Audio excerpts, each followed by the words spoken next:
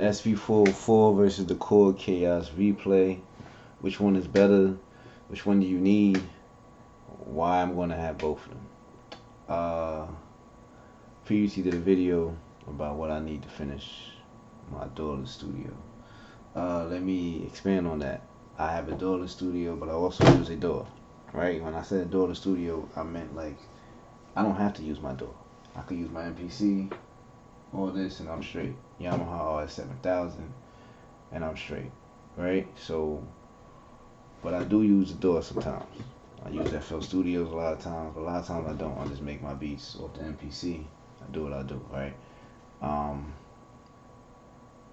But SP404 versus the Core Chaos Replay.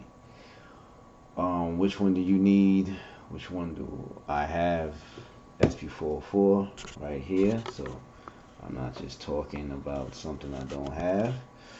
In the Core Chaos Replay, I realized that I need that to come right at this moment to complete my live shows. You know, we all say we just need one more thing, and then something else comes out, and we like, I need that too.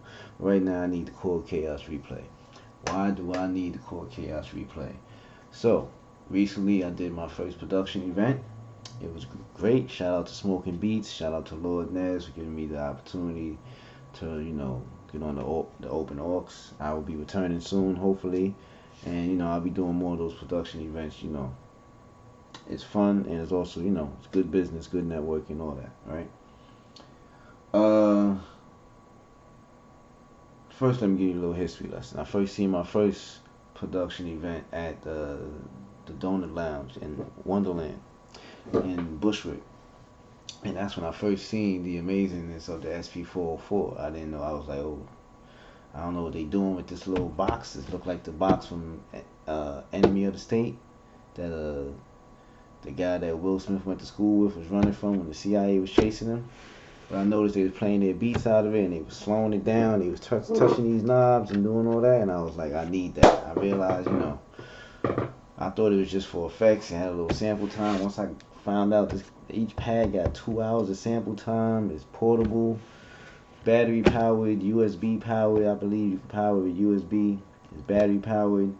The only thing it don't have is a speaker, which is cool, but it has a mic. It's 2 headphone jacks. It has amazing effects. And people are using it to play their beats back in a live situation. I could do a whole show on this. I was like, I need it.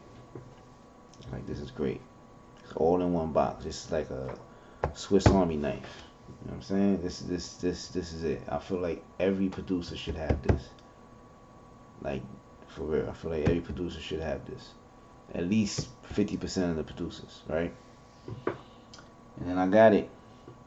And the problem was when I got this and the MPC at the same time, like literally like weeks apart. I got this, and then my girlfriend got me this for my birthday. I wasn't sure she was gonna get it, and I ended up getting this because I you know, my gas got the best of me, and I got it. So I ended up using it eventually, and you know, I'm still learning it, but I realized how great it is. But I also realized its limitations, and I realized what the Core Chaos Replay is great for. It's more immediate for doing some things that the SP404 can do, but it's mainly for, like, you know, like the looping, and it has more effects and all that, right? And when that machine came out, I thought it was going to be just a better version of the SP404, and it got a lot of bad reviews online, and I was like, well, I don't need it, right? Cost $1,000. Thank you, online production influencers, for telling me not to get that, just like they told me not to get this. But it was always in the back of my mind because they told me not to get this too, and I love this. So fast forward to what I was just saying. I do my first production event. I'm on the open aux, and I'm waiting. You know, I got there. I watched it all the way from the beginning to the end. First guy had an MPC, great. Second guy, I think, had a 404, the original one, not the Mark II. It's the Mark II, the original one, great. Third guy had an Ableton Push, great, which was dope. He did his thing. The guy had a laptop. Everybody else after that had the SP404. So of course I'm like, damn, You know, this thing only has, a certain amount of effects on it. There's only really so much you can do on this. If 5 people were using this at a production event, eventually most people are gonna do the same thing, right? Some people will be better at it. Some people will be worse at it. Like I'm a beginner at it, so I was only using one effect because my other bus 2 wasn't working, so I was only using one effect. Something I messed up with, and my bus 2 wasn't working though. So but I got bored watching it. Not bored. I was bored with myself using it because everybody else already did all the tricks. By the time I came up there, my beats was dope. Everybody loved my beats, and they liked what I was doing. But I was bored doing it because there's only so much effects you can use on this thing. And if everybody used the effects already, I'm like, damn. You know what I'm saying? I wanted my thing to be a little different. So on my way home, I'm like, yo, what happened to the Core Chaos replay? I remember I remember that was out. It came out about a year or two ago, and I remember it got a bad rap though. But I feel like people was looking at it the wrong way. I feel like, well, to be fair, I feel like they had every reason to be mad at that machine. Same reason why I feel like people had reason to be mad at this machine when it came out. At the price that it is when it came out, I think $2,300 to $2,600 for it to only be 49 keys. Only have 4 voices of analog, which is the problem I have, which is why I'm going to get the Behringer Pro 800. And no polyphonic aftertouch and limited modulation. I could see people being mad. I could really see people being mad, right? Feeling like Roland was just trying to do a money grab, right? And the Core Chaos replay is seeming like that too, if you look at it from the wrong way. Especially with Korg's history. Korg is usually, out of the big 3, Yamaha, Roland, and Korg, they're usually the most user-friendly. People say Yamaha or Korg are the most creative. And Roland sounds the best when it comes to synthesizers. But most people say Korg is the most user-friendly. They're the most budget-friendly. They're the most economic, and they seem to really understand how expensive it is to be a producer, and they give you a lot for what you get.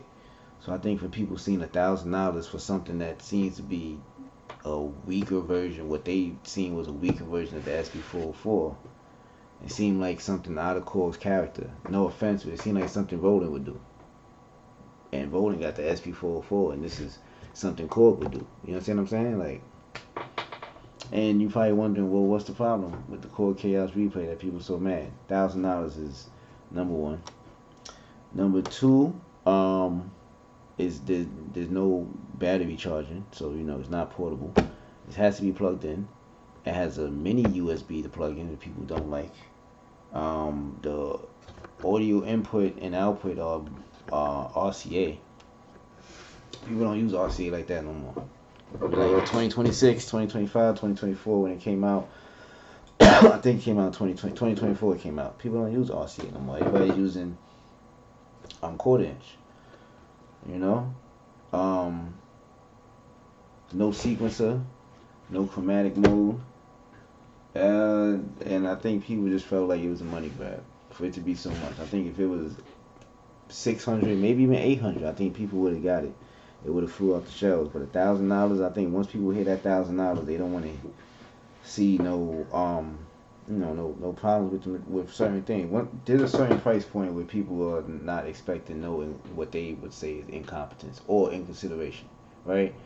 It's something that this size is the SP404. Let me put it again right here. And that size, they don't want to see, and we know that you made it in competition with this in some type of way because it's literally the exact same size, right? So we know that you knew about the SP404 when you made this, either to work with it or in competition, and you know people are going to be comparing it, especially in this day and age with YouTube. So to have something that costs more than twice the amount of it and seems like it can do less than what it does, it's like, why, right? The main thing it does that the SP404 can't do is the live looping, the way that it does, and the effects. It has 200 effects on it, and it has touchscreen effects. So in a live setting, it's amazing, right? But I don't think people feel like it's worth $1,000. especially not with what's out now. I'm probably not gonna pay $1,000 for it, but I will be getting the machine, right? And when I get the machine, I still see what it's used for. It's an external effect box that seems to be very hands-on and very convenient. SP404 has a lot of buttons and a lot of shortcuts to get to things, and I feel like if you're not an intermediate or an expert with it, you're gonna forget how to get to things, right? Especially in a live setting. I feel like from what I've seen about the Core Kaoss replay, it's not going to be hard for a beginner to figure out how to do what they're probably going to want to do more times or another in a live setting. There'll be things that you're going to have to study about it though, but it seems real more immediate and direct than the SP404. And that could be a good thing or a bad thing. In a live setting, that's a great thing. You don't want to have to think about what you're doing too much. You want to be able to just do it off of straight muscle memory quickly and not mess up. SP404 has so much menus. I've seen people mess up all the time with it, and it's like, oh shoot, I forgot, because they so much stuff that you can do. But yeah, I feel like how I'm going to use it is either I'll play my samples from the SP404, and then I'll use the Kaoss replay to, as the effect box, and through transitions I'll resample into it, loop into it, or I'll play the beat on the Kaoss replay, and I'll use the SP404 as the secondary effect box. Either way, it seems like it's basically just going to depend on which more comfortable for me, because they can both play samples. Kaoss has 30 minutes, SP has 2 hours. See, stuff like that. If it costs $1,000, why does it has 1/4 the amount of sampling time? That's crazy, and it costs almost 3 times the amount though. But that's neither here nor there, right? I think they have their reasons. I feel like if they put the sequencer in it and the chromatic mode, and they add some more sampling time, even though most people don't need 30 minutes of sampling anyway though. But just because it's $1,000, I feel like you can't make it portable now. When I mean portable, I mean give it batteries in the back like the SP can do. And and even when you do plug it into a USB hub, that hub has to be plugged into the wall. And when you're doing live shows, things are all over the place. Your outlet might not be close to you, so things like that are a problem when you talk about portability, right? So like I said, but I see what it's useful for. I did my set, and I really felt like even with all the effects that I have, even if I would have used all the effects, that I would have got bored. I feel like the crowd would have loved it. They would have been like, oh shoot, he's mixing this and he taking out frequencies and it's rewinding and skipping. Oh, that's dope. But I would have got bored eventually. And if I would have got bored doing it there, because I played about 14 beats. If I wouldn't have got bored there, I would have got bored eventually. Like, yo, I'm doing the same thing. I need something to, spice this up. And that's where the Kaoss come in. 221 effects, live looping. I can mix the effects with these effects. It's just, I feel like I'll be more flexible. I'll have a lot more fun. And with the touchscreen, there's always different things you can do with the effects. Not just add different values to the effects as you can, obviously, but you can make the effects behave differently because you're actually controlling the effect with the touchscreen. You can't do that with the SP. All you're doing is changing the value with the knob. When you do it with the touchscreen, you can do a whole lot, And Korg is, this is as since it's like the uncle to the Kaoss pad, because they have the next Kaoss pad out, next generation to the Kaoss pad. Not uncle, it's like nephew to the Kaoss pad.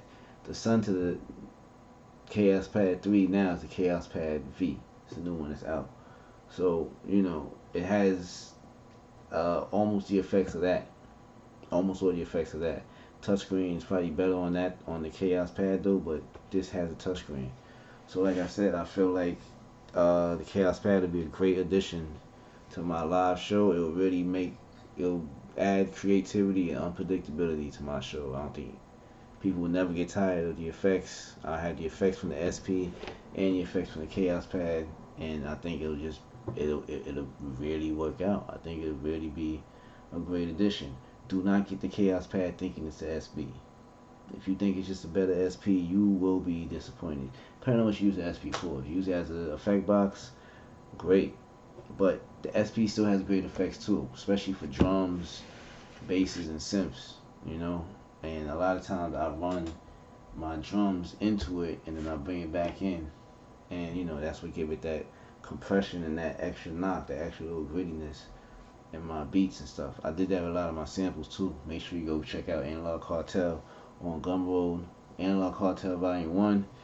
My, sound kit, my drum kit, whatever you want to say. You know, it has a bunch of drum kits, which is made from things that were, analog synthesis, samples, digital synthesis stacked on top of each other, compressed with the 303 famous compressor, and then brought back in and sampled, right?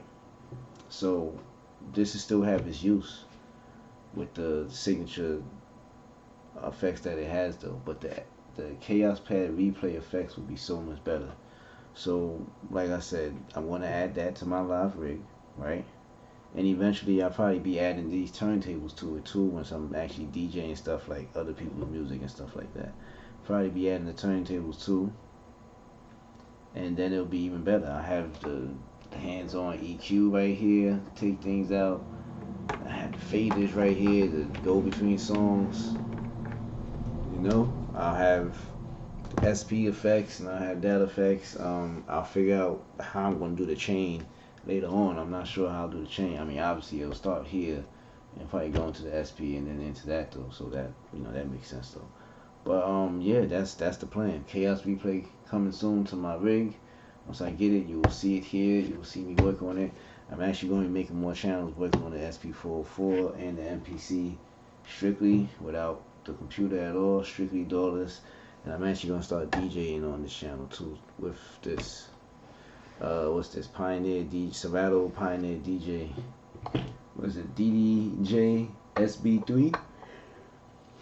As you can see, you got the dopeness right here. So yeah, there we go. Soon you're gonna see the Kaoss replay here. And like I said, the difference between that and the SP is I could actually make a beat on this. It has a sequencer, chromatic mode.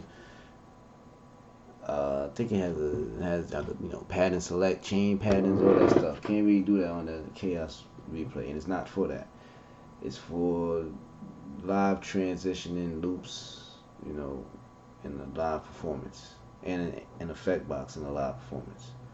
So look out for those pieces of gear, which should be coming soon. My bad, I messed up the camera. Be coming soon.